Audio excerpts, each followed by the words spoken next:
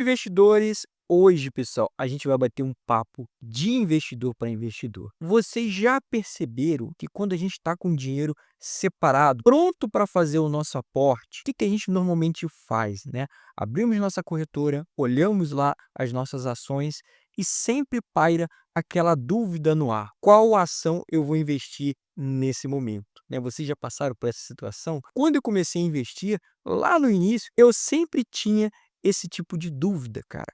E normalmente o que as pessoas fazem, né? Escolhem aquelas ações que estão com preço de tela, preço de cotação abaixo do seu preço médio de compra. Ou seja, aquelas ações que estão no vermelhinho, né, com variação negativa. Que a intenção muitas das vezes é baixar o seu preço médio de compra. É uma decisão equivocada, é uma decisão errada. Mesmo uma ação estando ali com uma variação negativa, você pode estar comprando uma ação cara ou deixando dinheiro de dividendos na mesa, tá? A gente vai entender tudo isso porque o vídeo de hoje a gente vai tratar de 4 critérios que vão te ajudar nos aportes, cara, que vão fazer com que você direcione seu dinheiro de forma mais rápida para uma determinada ação. É claro, pessoal, a decisão de investir no final das contas é sempre sua, né? Essa é a grande vantagem de você ser um investidor individual. Você não precisa dar satisfação para ninguém. Você escolhe a ação que você quer aportar e pronto. Mas esses 4 critérios podem te auxiliar bastante a tomar melhores decisões nos seus aportes. Tá bom? Só vou pedir para vocês aquela colaboração, se inscreva no canal, deixe o seu like, ative o sininho de notificações e bora lá para os nossos estudos de hoje.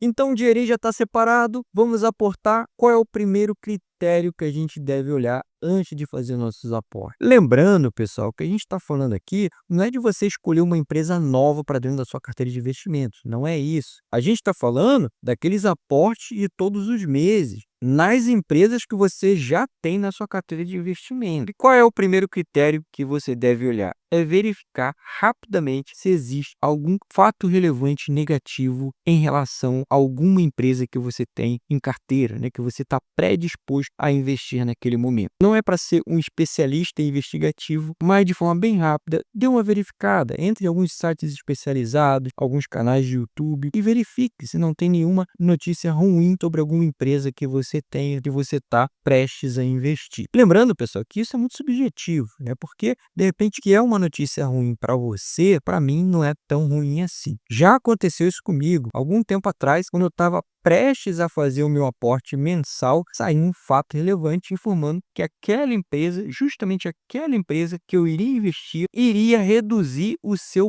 payout. E rapidamente explicando o que seria payout. É a porcentagem que a empresa separa dos seus lucros líquidos para pagar os seus acionistas. Então, quando uma empresa reduz o payout, significa que a empresa vai pagar menos dividendos. Então, naquele momento, eu resolvi direcionar o meu aporte para outra empresa que poderia me pagar mais dividendos. Só para a gente ter uma noção, né, que às vezes a notícia não é nem tão negativa assim, mas de repente é suficiente para você mudar de ideia, né, e direcionar seu aporte para outra empresa. Então, acho que vale muito a pena, rapidamente, você dar uma pesquisada para ver se está acontecendo alguma coisa com alguma empresa que você tem na carteira antes de fazer o seu aporte. E se tiver acontecendo alguma coisa, pessoal, algum fato negativo que você identifique que é negativo para você, não ignore esse fato. Aguarde, direcione seu aporte para outra empresa, entenda melhor a notícia, busque mais informações em fontes confiáveis, como o site de relacionamento com o investidor, até você apurar todos os pontos daquela notícia. Aí sim, você volta a aportar na empresa. Segundo critério, pessoal, é preço. Preço importa, importa muito, galera. Cara, você precisa traçar um preço teto até onde você pode comprar as suas ações. Você precisa arranjar um jeito de traçar o preço teto de todas as ações que você tem em carteira. Faz uma planilha e coloca ali todos os preços tetos de todas as suas ações. Cara, isso já me salvou de cada enrascada, galera. Vocês não têm noção. Então, realmente, você não pode passar daquele preço teto que você estipulou. Preço teto são projeções. Você precisa dar um jeito de descobrir um preço teto de cada ação que você tem na sua carteira de investimentos. Precisa dar um jeito, né? Vire membros aqui do canal, por exemplo, que a gente tem nosso programa de membros. Inclusive, temos uma planilha com todas as projeções de preço teto, dividendos, margem de segurança. Temos o nosso chat aqui no Telegram, né? Tenho certeza que vai te ajudar muito. Mas caso você não seja membro do canal, cara, você precisa dar um jeito. Você precisa aprender a fazer essas projeções. Hoje em dia, existem várias formas de traçar o preço teto de uma ação. Realmente tem duas formas muito usadas, né? Que é o preço teto médio. Então, por exemplo, pessoal, se eu digitar aqui, ó, investidor 10, digitar aqui Banco do Brasil, né? Vamos entrar aqui no Banco do Brasil. Se a gente arrastar lá para baixo, pessoal, você vai chegar nessa tela aqui, ó, de dividendos do Banco do Brasil. Vejam que aqui está o dividend yield que o Banco do Brasil pagou. Se você trocar aqui, ó, para dividendos pagos, quando você colocar a seta do mouse aqui em cima dessas barras, ele vai te dar o quanto o Banco do Brasil pagou em cada ano, tá bom? Pegando esses 3 últimos anos aqui e fazendo uma média, já tá bom pra caramba, e você já consegue fazer o preço teto médio. Então, por exemplo, ó, traçando o preço teto médio, eu peguei lá no site Investidor 10 os dividendos de 2022 até 2024, fiz uma média. Somei tudo e dividi por 3. Deu aqui, ó, na média, R$ 2,31 que o Banco do Brasil pagou nos últimos 3 anos. E aí, o que você faz? Você pega essa média aqui e decide a porcentagem que você quer receber de dividendos do Banco do Brasil em 2025. Quanto você quer receber? 6%? 8%? Eu botei aqui, ó, 8%. Então, deu aqui, ó, R$ 29,00 de preço teto médio. Lembrando que o preço teto médio, a gente olha para o passado. E aí muita gente se questiona, dividendos pagos no passado nem sempre se repete no futuro. Tá certo, mas é o que o banco vem pagando nos últimos 3 anos. É claro, pessoal, o preço teto médio, né? Eu particularmente não gosto muito, porque se você pegar o lucro líquido do Banco do Brasil em 2022, já mudou bastante em 2024, vai mudar bastante em 2025. Então, o Banco do Brasil, por exemplo, ele vai crescendo seus lucros e com isso vai crescendo seus dividendos. E geralmente a cotação vai seguindo seus lucros, tá?